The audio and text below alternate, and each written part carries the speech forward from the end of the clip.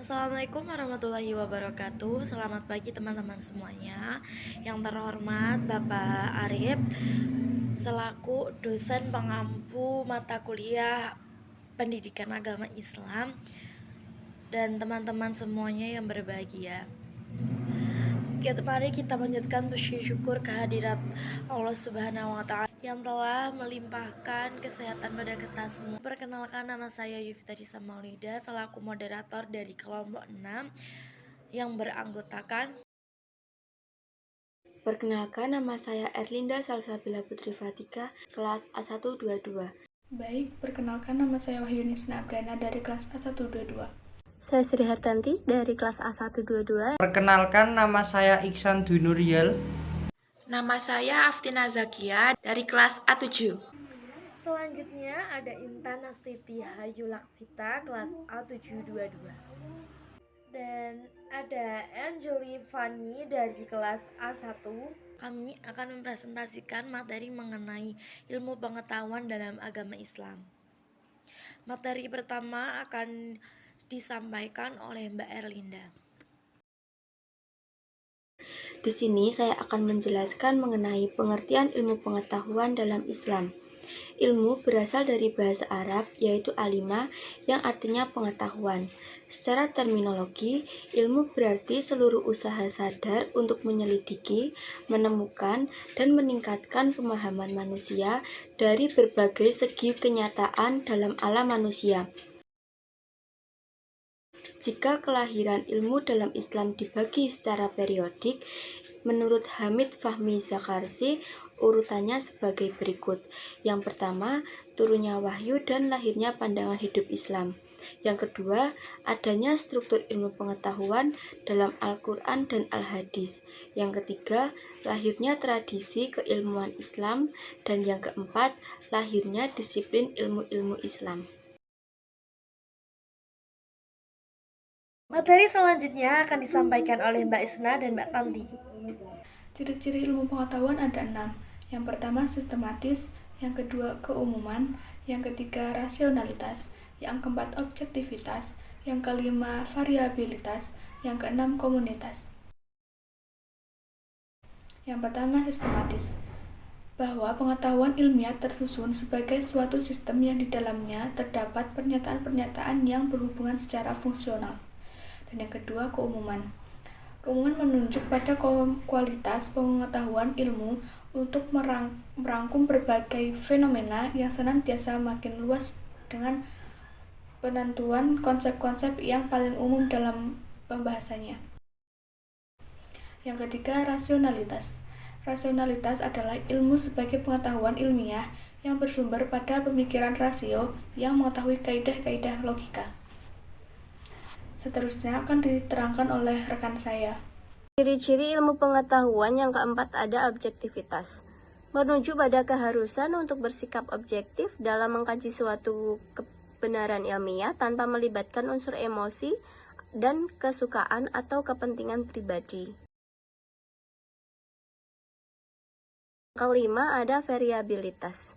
Bahwa pengetahuan ilmiah harus dapat diperiksa kebenarannya, diteliti kembali, atau diuji ulang oleh masyarakat ilmuwan. Yang keenam ada komunalitas. Ilmu merupakan pengetahuan yang menjadi milik umum, itu berarti hasil peneliti yang kemudian menjadi hasanah. Dunia keilmuan tidak akan disimpan atau disembunyikan untuk kepentingan individu atau kelompok tertentu. Oke, materi selanjutnya akan disampaikan oleh saya sendiri. Baik, di sini saya akan menjelaskan mengenai metode ilmu pengetahuan. Yang pertama yaitu metode Bayani. Metode Bayani adalah metode pemikiran Arab yang menekankan pada otoritas teks atau nas secara langsung atau tidak langsung dan dijustifikasi oleh akal kebahasaan yang digali lewat inferensi atau istidlal. Oleh karena itu, secara langsung Bayani adalah memahami teks sebagai pengetahuan jadi dan langsung mengaplikasikan tanpa perlu pemikiran. Namun, secara tidak langsung, Bayani adalah berarti memahami teks sebagai pengetahuan mentah sehingga perlu tafsir dan penalaran untuk menerapkan pengetahuan. Epistemologi bayani menempuh dua jalan. Yang pertama, berpegang pada sebagai analisis. Yang kedua, menggunakan metode kias atau analogi. Dan inilah prinsip utama epistemologi bayani. Yang kedua adalah metode irfani. Pengetahuan diperoleh lewat penyiaran hakikat oleh Tuhan kepada hambanya atau al-kasyf. Setelah melalui riyadullah, pengetahuan irfani dalam konteks pemikiran Islam adalah menghampiri agama-agama pada tataran substansif dan esensi spiritualitasnya dan mengembangkan dengan penuh kesadaran akan adanya pengalaman keagamaan orang lain atau the otherness yang berbeda eksistensi dan ekspresinya, namun memiliki substansi dan esensi yang kurang lebih sama. Dalam filsafat, irfani lebih dikenal dengan istilah intuisi. Dengan intuisi, manusia memperoleh pengetahuan serta tiba-tiba tanpa melalui proses penalaran tertentu. Yang ketiga adalah metode Burhani. Burhani menyadarkan pada kekuatan rasio atau akal yang dilakukan lewat dalil-dalil logika. Prinsip-prinsip logis inilah yang menjadi acuan sehingga dalil-dalil agama sekalipun hanya dapat diterima sepanjang sesuai dengan prinsip ini. Menurut Al-Farabi, prinsip-prinsip logis yang digunakan dalam Burhani pertama kali digunakan oleh Aristoteles yang dikenal dengan metode analitik atau tahlili, yaitu sistem berpikir atau pengambilan keputusan yang didasarkan atas proporsi aliran tertentu. Materi selanjutnya akan disampaikan oleh Mas Iksan. Nah, selanjutnya ada proses eliminasi atau isyarki. Menurut kaum isyarki adalah proses seseorang mendapat hikmah secara praktis melalui perpindahan rohani dari tubuh yang bersifat kegelapan murni yang di dalamnya tidak terkandung pengetahuan dan kebahagiaan. Nah, adapun pengertian isyarki memiliki banyak arti, antara lain kata isyarki berarti terbit dan bersinar, terang karena disinari dan menerangi.